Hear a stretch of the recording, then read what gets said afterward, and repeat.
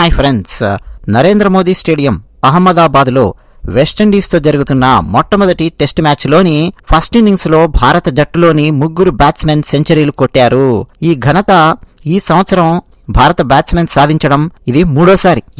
అన్నట్టు ఈ test match గురించి మనం మరిన్ని విశేషాలు మాట్లాడుకుందాం. మీకు టెస్ట్ మ్యాచ్ అంటే ఇష్టమా, T20 మ్యాచ్ అంటే ఇష్టమా, ODI అంటే ఇష్టమా, ఎందుకు ఇష్టం? కామెంట్ సెక్షన్లో లాజికల్గా మీ అభిప్రాయాలు రాసి మాతో పంచుకునే ప్రయత్నం చేయండి. నాకు ఈ 3 ఫార్మాట్స్లో ఏది ఇష్టమో అన్నది కూడా నేను ఇదే వీడియోలో చెప్పే ప్రయత్నం చేస్తాను. అన్నట్టు మా ఛానల్ నచ్చితే సబ్స్క్రైబ్ అవ్వండి, వీడియో నచ్చితే లైక్ కొట్టండి సార్, ఖచ్చితంగా లైక్ కొట్టండి. మీరు కొట్టే లైక్స్ వల్ల మాకొచ్చే ప్రత్యేకమైన లాభం కానీ మీకొచ్చే నష్టం కానీ ఏమీ లేదు. కానీ మీరు నాకు జస్ట్ ఒక హాయ్ చెప్పినట్టు నేను ఫీల్ అవుతాను. అలాగే మీరు లైక్ కొట్టడం వల్ల ఎక్కువ మందికి ఈ వీడియో నచ్చింది అని చెప్పి నేను భావించి మరిన్ని ఇలాంటి వీడియోస్ చేసే అవకాశం ఉంటుంది. ఇక విషయానికి వస్తే, వెస్టిండీస్తో జరుగుతున్న మొట్టమొదటి టెస్ట్ మ్యాచ్.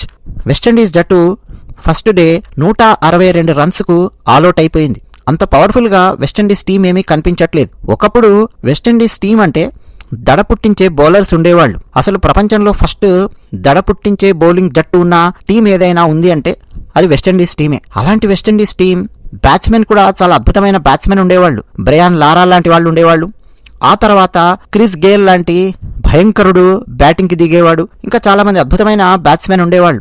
చంద్రపాల్ కానీ, శరవణన్ కానీ, ఈవెన్ పించ్ హిట్టింగ్కి వచ్చినప్పటికీ టెస్ట్ మ్యాచ్లో కూడా తన సత్తా చూపించినటువంటి కిరణ్ పొలార్డ్ కానీ ఇంకా చాలా మంది ఉన్నారు. బట్ ఎందుకో తెలీదు, వెస్టిండీస్ జట్టు చాలా దారుణంగా తయారయ్యింది. మరి అలాంటి జట్టు మీద సెంచరీలు బాదడం అనేది పెద్ద గొప్ప విషయం కాదు అని చెప్పి మనం భావించినప్పటికీ, టెస్ట్ మ్యాచ్లో సెంచరీ కొట్టడం అనేది డెఫినెట్గా అది చాలా గొప్ప విషయమే. అందులోనూ ముగ్గురు బ్యాట్స్మెన్, మన భారత బ్యాట్స్మెన్ సెంచరీలు కొట్టడం అనేది డెఫినెట్గా అది ప్రత్యేకంగా మనం మాట్లాడుకొని అప్రిషియేట్ చేయాల్సినటువంటి విషయం, తగ్గించకూడదు. ఎందుకంటే టెస్ట్ మ్యాచ్లో ఉపయోగించే బాల్ వేరు, టెస్ట్ మ్యాచ్లో నోబుకి సంబంధించినటువంటి రూల్స్ కొన్ని మారతాయి. బౌన్సర్స్ కూడా కొంత ఫ్లెక్సిబిలిటీ అనేది ఉంటుంది టెస్ట్ మ్యాచ్ లోపల. అలాగే అద్భుతంగా బౌలింగ్ చేసే బౌలర్ ఎన్ని ఓవర్స్ అయినా వేసుకుంటూ వెళ్ళిపోతూ ఉంటాడు. ఇలాంటి ఫ్లెక్సిబిలిటీ టెస్ట్ మ్యాచ్లో ఉంటుంది. పైగా టెస్ట్ మ్యాచ్లో ఒక వికెట్ అంటే చాలా చాలా కీలకం. సో మన భారత బ్యాట్స్మెన్లో ఓపెనర్గా దిగినటువంటి KL రాహుల్ సెంచరీ కొట్టాడు. కరెక్ట్గా 100 రన్లు కొట్టి అవుట్ అయ్యాడు. ఒక్క 6 కూడా కొట్టలేదు. కానీ 12 సొగసైనటువంటి బౌండరీస్ KL రాహుల్ కొట్టాడు. అన్నట్టు తను సెంచరీ చేసిన తర్వాత తాను సెలబ్రేట్ చేసుకున్న విధానం కూడా మారిపోయింది. విజిల్ కొట్టాడు, సరదాగా సెలబ్రేట్ చేసుకున్నాడు. ఎందుకు అలా సెలబ్రేట్ చేసుకున్నావు అని చెప్పి అంటే, మా అమ్మాయి కోసం అని చెప్పి నేను అలా సెలబ్రేట్ చేసుకోవాల్సి వచ్చింది అని చెప్పి ఆన్సర్ ఇచ్చాడు.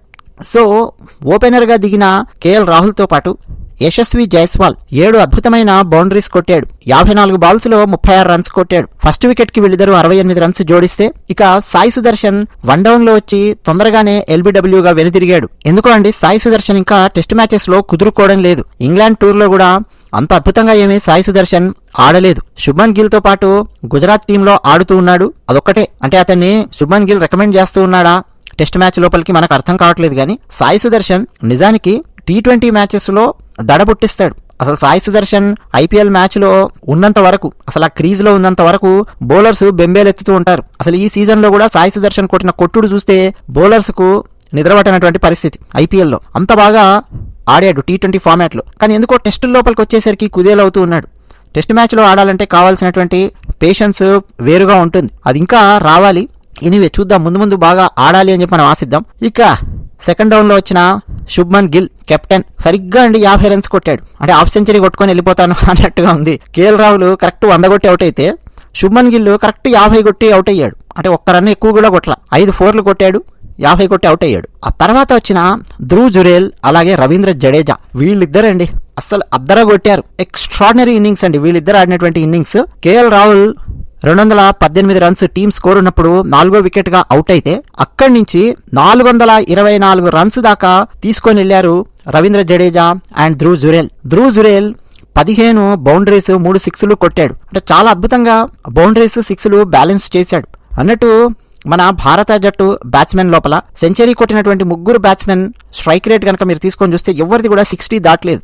59, 59, 50 ఆ స్ట్రైక్ రేట్తో కొట్టారు. అంటే టెస్ట్ మ్యాచ్ కావాల్సినటువంటి పర్ఫెక్ట్ స్ట్రైక్ రేటు మెయింటైన్ చేస్తూ చాలా బాగా ఆడారు. ధ్రువ్ జురేల్ 210 నిమిషాలు క్రీజ్లో ఉంటే, రవీంద్ర జడేజా 176 నిమిషాలు ఉన్నాడు, ఇంకా నాట్అవుట్గా ఉన్నాడు. 104 రన్స్ కొట్టాడు రవీంద్ర జడేజా, 5 6లు 6 బౌండరీస్ కొట్టాడు. అయితే రవీంద్ర జడేజా కొట్టినటువంటి ఆ చిట్ట చివరి 5వ 6 ద్వారా ఒక ఫీట్ సాధించాడు. MS ధోని ఇప్పటి వరకు మన భారత జట్టులో టెస్ట్ మ్యాచ్లలో ఆడినప్పుడు 78 సిక్స్లు కొట్టాడు. ఎగ్జాక్ట్గా రవీంద్ర జడేజా కూడా 78 సిక్స్లు కొట్టాడు, సమం చేశాడు. అన్నట్టు ఇప్పటి వరకు భారత జట్టు తరపున ఆడినటువంటి బ్యాట్స్మెన్లో హైయెస్ట్ నెంబర్ ఆఫ్ సిక్సెస్ కొట్టింది ఎవరో తెలుసా? టాప్ 1లో ఉన్నది ఎవరో తెలుసా? ఇదే వీడియోలో చెప్తాను, వినండి. ఇక ధ్రువ్ జురేల్ అవుట్ అయిన తర్వాత వాషింగ్టన్ సుందర్ వచ్చాడు.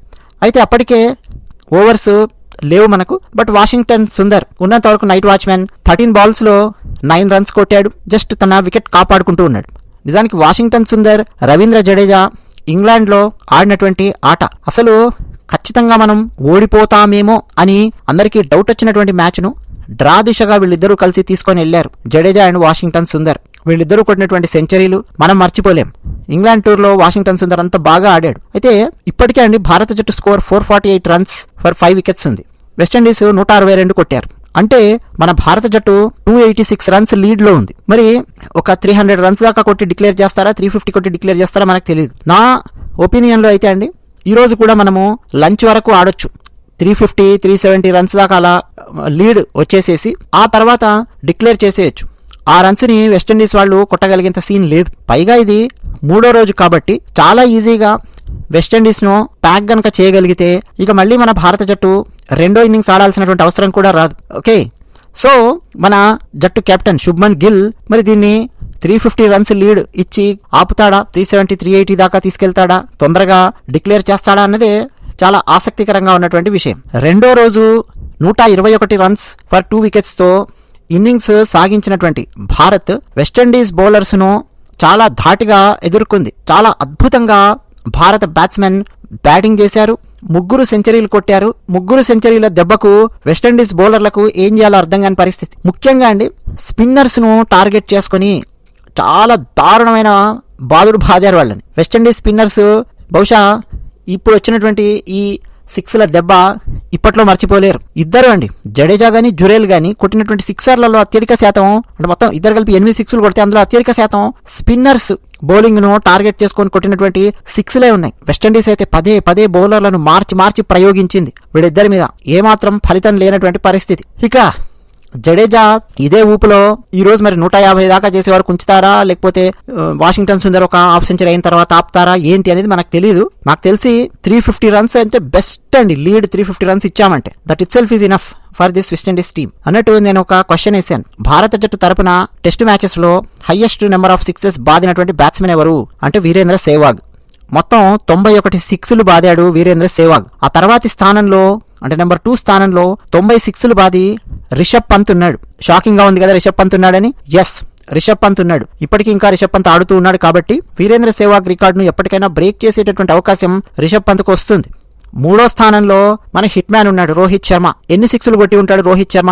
ఒకసారి కామెంట్ సెక్షన్ లో రాసే ప్రయత్నం చేయండి. 78కు 90కి మధ్యలో ఉంటుంది రోహిత్ శర్మ కొట్టినటువంటి సిక్సెస్. చూద్దాం మీలో ఎంతమంది క్రికెట్ మీద అవగాహన ఉంది అన్నది ఈ ప్రశ్నతో తేలిపోతుంది. రోహిత్ శర్మ టెస్ట్ మ్యాచెస్ లో ఎన్ని సిక్స్లు కొట్టాడు కామెంట్ సెక్షన్ లో రాయండి. ఇక నాకు అండి మొత్తం 3 ఫార్మాట్స్లో ODI, టెస్ట్, T20లో నాకు బాగా నచ్చినటువంటి ఫార్మాట్ అంటే నేను కూర్చొని ఎంతసేపు అయినా సరే చూసేటటువంటి ఫార్మాట్ ODI ఫార్మాట్. నాకు చాలా బాగా ఇష్టం ODI ఫార్మాట్ అంటే. అందులోనూ ముఖ్యంగా వరల్డ్ కప్ అంటే పడి చస్తానన్నమాట, చాలా ఇష్టం. అయితే ఓవరాల్గా ఒక క్రికెట్ అనలిస్ట్ లాగా కనుక మాట్లాడితే అంటే వ్యూవర్గా పక్కన పెట్టి అనలిస్ట్ లాగా చూస్తే ద బెస్ట్ ఫార్మాట్ అంటే టెస్ట్ ఫార్మాట్ అండి. టెస్ట్ ఫార్మాట్లో ఎవరైతే బౌలింగ్లో కానీ బ్యాటింగ్లో కానీ మంచి పర్ఫార్మెన్స్ ఇస్తారో వాళ్ళు అత్యుత్తమమైనటువంటి బ్యాట్స్మెన్, అత్యుత్తమమైనటువంటి బౌలర్. T20లో ఆడడానికి, ODIలో ఆడడానికి ఆ టఫ్నెస్ పెరుగుతూ ఉంటే టెస్ట్ మ్యాచ్లో ఆడడానికి చాలా సత్తా కావాలి. అసలు సిసలైన బ్యాట్స్మెన్, అసలు సిసలైన బౌలర్ ఎవరు అన్నది తేలుతుంది టెస్ట్ మ్యాచ్లోనే.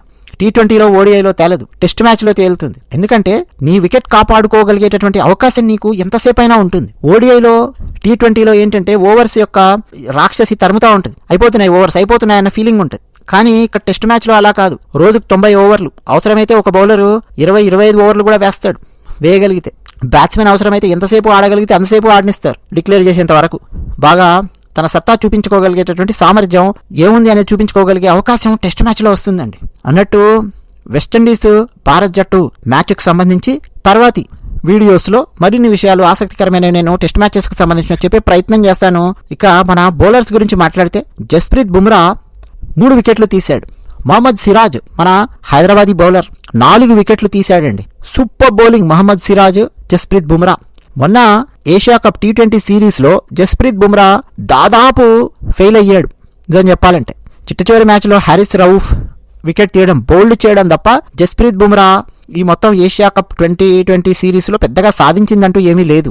ఓకే బౌలింగ్ వేశాడంటే వేశాడు, కానీ వికెట్లు ఎక్కువగా దక్కలేదు జస్ప్రీత్ బుమ్రాకి. కుల్దీప్కి దక్కినన్ని వికెట్లు దక్కలేదు, అలాగే వరుణ్ చక్రవర్తి తీసినంత క్రిటికల్ వికెట్లు కూడా తీయలేదు. కానీ టెస్ట్ మ్యాచ్కి వచ్చేసరికి అండి జస్ప్రీత్ బుమ్రా విజృంభించాడు. తనలో ఉన్నటువంటి ఒక A class bowler, world class bowler బయటికి వచ్చేసాడు. తీసినటువంటి 3 వికెట్స్ కూడా అండి అద్భుతమైన బాల్స్ జస్ప్రీత్ బుమ్రా వేసినవి. 14 ఓవర్స్లో 3 మేడిన్ ఓవర్స్. అఫ్ కోర్స్ టెస్ట్లో మేడిన్ ఓవర్స్ వేయడం అనేది కామన్. 42 రన్స్ మాత్రమే ఇచ్చి 3 వికెట్లు తీశాడు. అంటే ఎకానమీ 3 మాత్రమే ఉంది.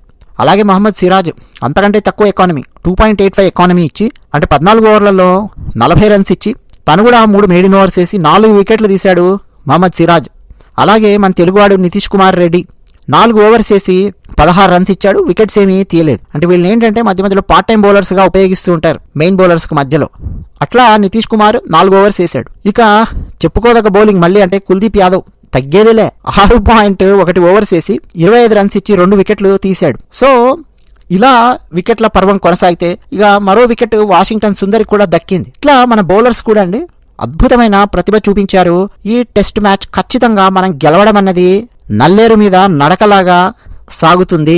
మనం గెలిచి తీరతాం, అందులో మరో డౌటే లేదు, మరో మాటే లేదు. అంత భారీ అహ్మదాబాద్లోని నరేంద్ర మోదీ స్టేడియంలో జరుగుతున్నటువంటి ఈ మ్యాచ్ చూడ్డానికి వీక్షకులు కూడా చాలా మంది వెళ్తున్నారండోయ్. టెస్ట్ మ్యాచ్ కదా అని చెప్పి ఏమీ తీసి పడేట్లా. ఈ మధ్య ఏషియా కప్ ఫైనల్స్లో మన భారత జట్టు గెలిచేసరికి భారత జట్టు క్రేజ్ అంతా ఇంత పెరగలేదు.